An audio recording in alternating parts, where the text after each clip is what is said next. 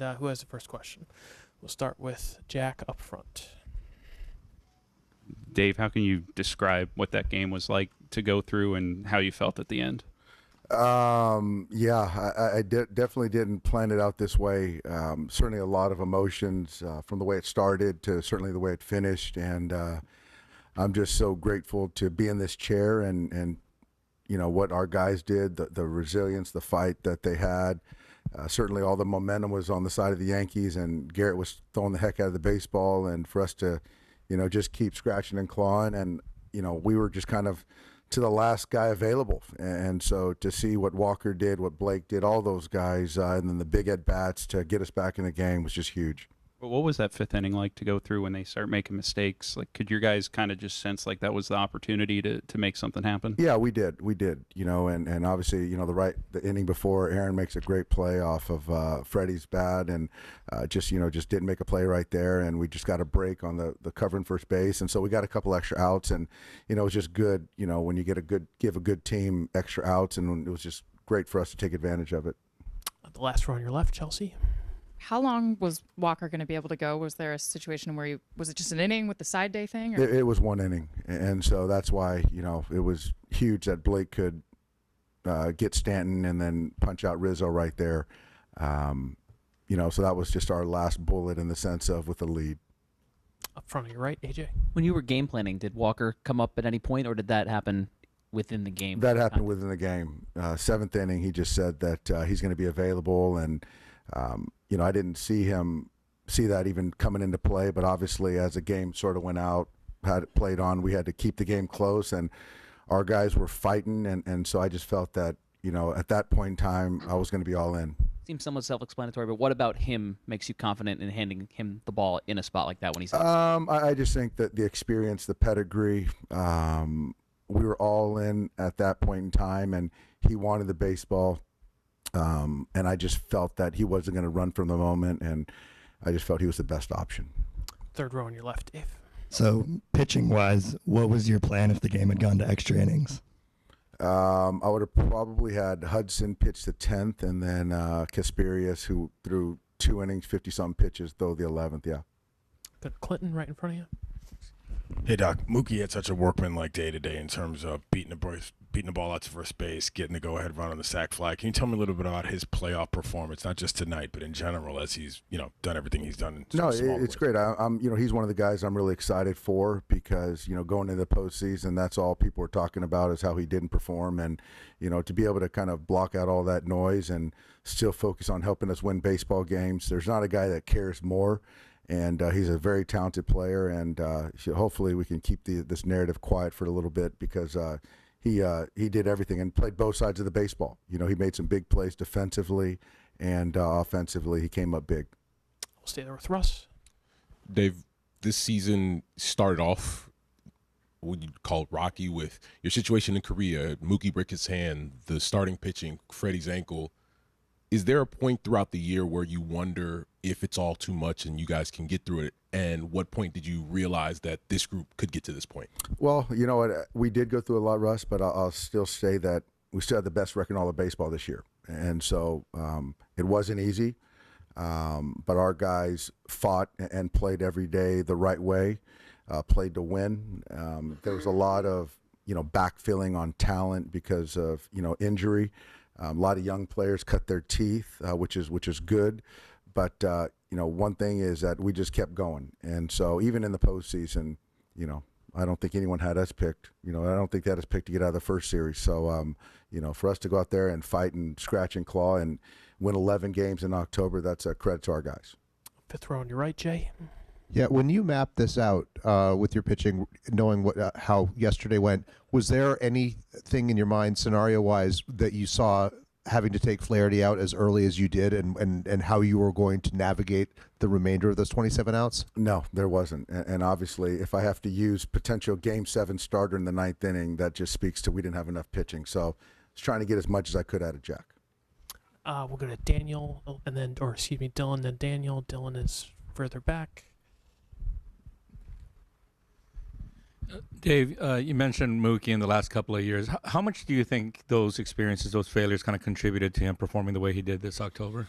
I think it has something to do with it. I think it was certainly, it's been on his mind, all year as far as once we get to the postseason, it doesn't matter until I perform in the postseason, all that stuff that he was saying. So I just felt that he was in a good spot mechanically, but I liked the fight. There was just a lot of fight. He was willing himself to having good at-bats and productive at-bats, and so he threw out some hits and scored some runs and did a lot of good things, but that probably had something to do with it. And just kind of simply, how happy are you for Ohtani? I'm thrilled. There's 6 years in the States, arguably the best player in the big leagues, and so he committed to us and he wanted to play for a championship, and so for it to kind of come to fruition in his first year is pretty remarkable. And what Shohei's done to our ball club, the Dodger fan base, domestically, globally, I just don't think you can quantify. And he's just such a good guy. He was playing with one arm in the postseason, and so most guys would probably tap out, but he was going to be not denied at playing and posting and being in the lineup. And so for him to hoist that World Series trophy, that's something he dreamed of, I'm sure, for quite some time. Daniel in the right corner. Dave, on this Friday is going to be the parade in LA. Also this Friday is Fernando Valenzuela's number 64 birthday. So how special would it be celebrating the championship, but also remembering Fernando? It's going to be emotional. Fernando was a friend of mine. I know he's smiling right now and very proud of this organization. And so he's going to be missed. I'm sure it's something that he would want to have been a part of, but it's going to be emotional for all of us. In the left corner, Bradford. Dave, for you personally, the list of managers in the long history of baseball that have won more than one World Series isn't that long, and it's all Hall of Famers or future Hall of Famers, including 2 Dodgers and Walter Austin and Tommy Lasorda. What does it mean to you to join that club? Humbling. Never thought I would be in that same conversation. I'm a part of a great organization, a lot of great people around me supporting me, and we've won a lot of ball games, and this is something I really wanted. I wanted this one. There were some guys that were here with me in 20, and you hear some naysayers, and so we didn't get the parade that I've been talking about the last week, and so I'm proud of a lot of guys. I mean, the list goes on for the players that put me in this position. We'll go to the second row on your right, Dave. Shohei didn't give up even though he had a shoulder issue, and he was really competitive even though he couldn't really contribute to the at-bat. But how that gutsy attitude helped the team for the fighting? It helped us because if Shohei is in the lineup, it still is a presence. And I think that with what Freddie was going through, certainly helped Shohei and convinced Shohei to be in the lineup too. And I just think he earned even more respect from his teammates by being able to play, with one arm. Go far back on your right with Bill. Yeah, we have talked about this in the past, Dave, how much it irritated you to hear people say 11 straight postseason berths, only one title, only one. How do you feel about that criticism now? I'm going to take the high road. It's hard to win a championship, regardless of, what your team is like.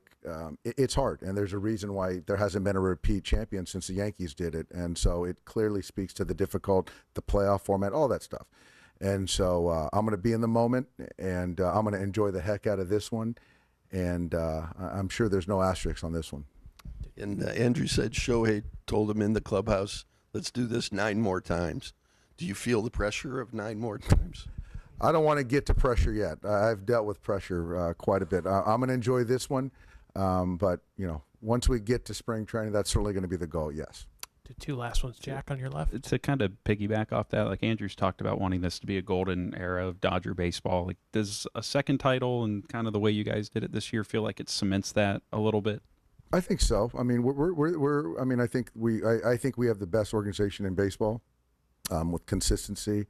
But you still got to go out there and play the schedule, and we have great ownership, great front office, and we got great coaches and great players, and but we still got to perform. But I think that we're on our way. I'll finish in the third row on your far right.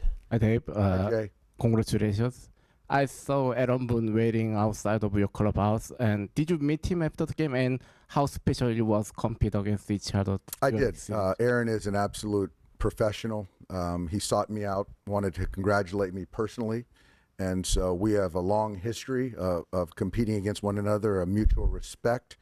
And I think Aaron's the only one in baseball that can really relate to my job in the sense of either win a World Series championship or you failed and you're not doing a good job in the respective markets. And so, you know, sports is tough. There's always a winner, there's a loser. But I love competing against Aaron, and I think he's done a fantastic job with his ball club. Well, Dave, you are a great representative of the game, and I'm so happy for you. Congratulations. Thank you so much. Thanks, guys. All right.